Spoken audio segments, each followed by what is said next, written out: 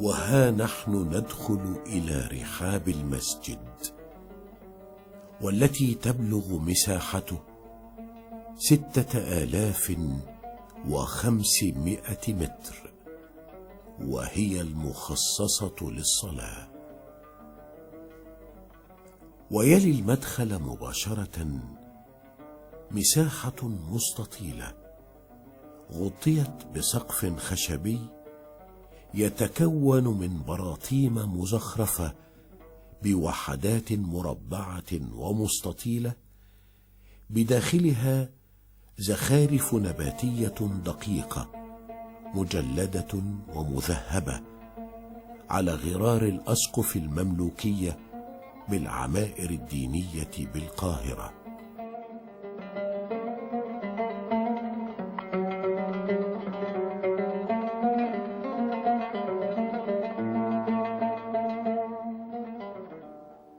ومساحة المسجد المخصصة للصلاة على هيئة مربعة، لها جدران مرتفعة حليت جميعها بوزرات رخامية ملونة، ويحيط بالجدران شريط كتابي بالخط الثلث المذهب، والذي يتضمن آيات من القرآن الكريم.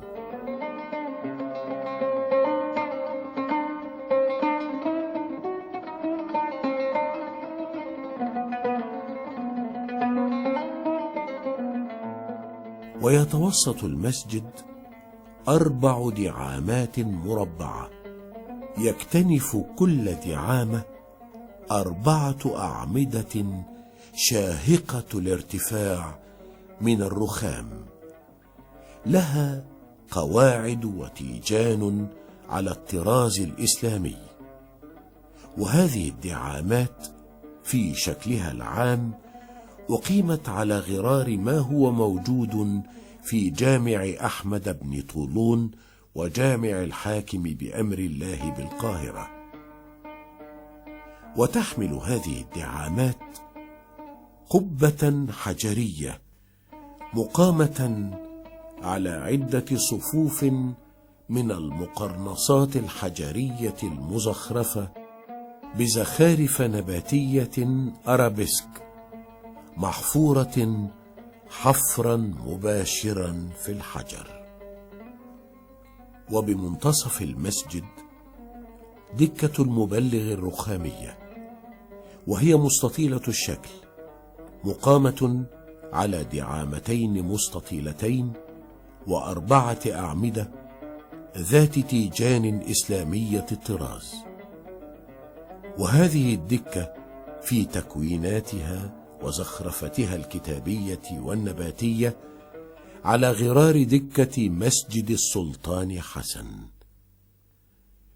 وبجوار هذه الدكة كرسي القارئ البديع الصنع المتقن التكوين، المصنوع من الخشب المطعم بالعاج، والتي تتكون وحداته الزخرفية من زخرفة الطبق النجمي.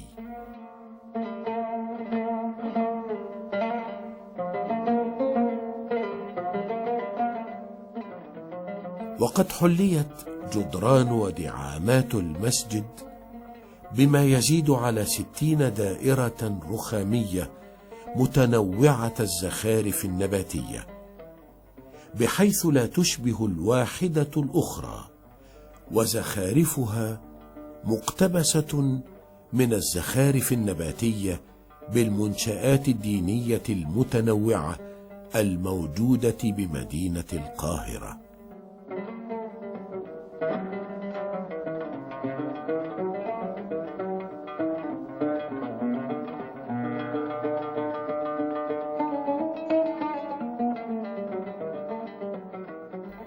وبوسط الجدار الجنوبي الشرقي توجد دخلة المحراب، وهو كبير الحجم مزخرف بالرخام الملون، يكتنفه عمودان، أحدهما أبيض والآخر أخضر داكن، وقد زخرف باطنه بزخارف هندسية تعرف في الفن المصري المملوكي بزخرفة الدقماق، بينما زخرفت طاقيته وتواشيحه بمزررات رخامية ملونة.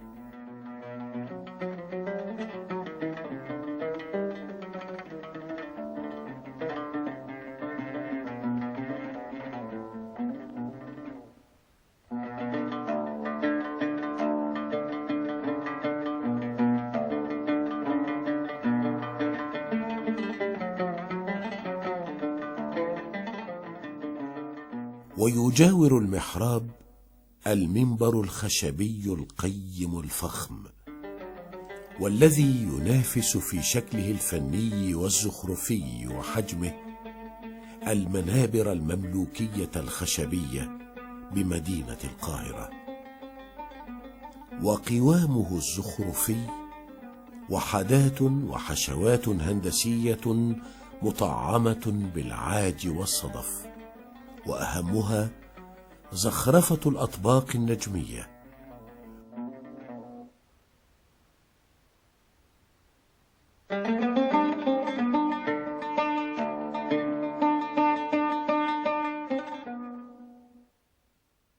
ويعلو المنبر جلسة الخطيب التي يتوجها قمة على شكل قمم المآذن المملوكية أيضا، مقامة على وحدات من المقرنصات الخشبية الدقيقة التكوين.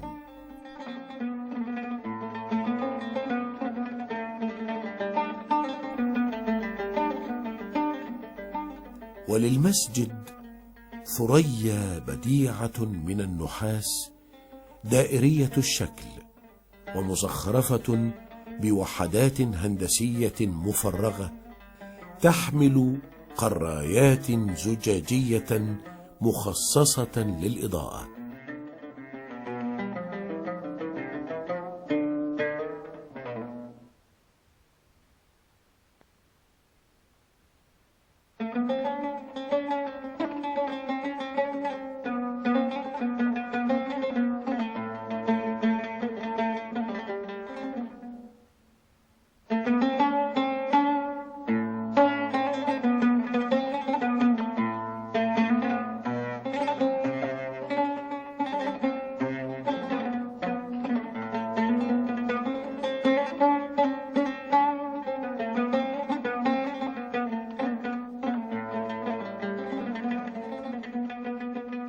ولقد أثري المسجد بمجموعة من المشكاوات الزجاجية المموهة بالمينا الملونة على غرار المشكاوات المملوكية أيضا.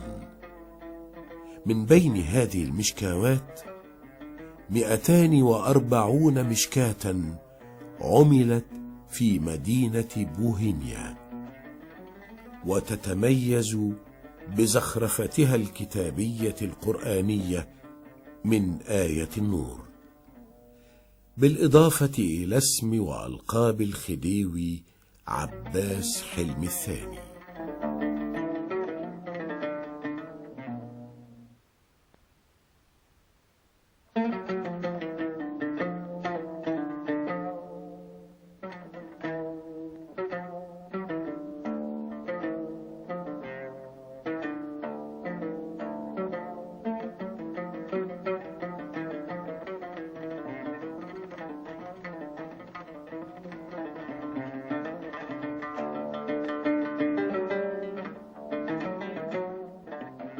حقا إن الزائر لهذا المسجد لا يؤخذ بما حواه من فنون جميلة وصناعات دقيقة.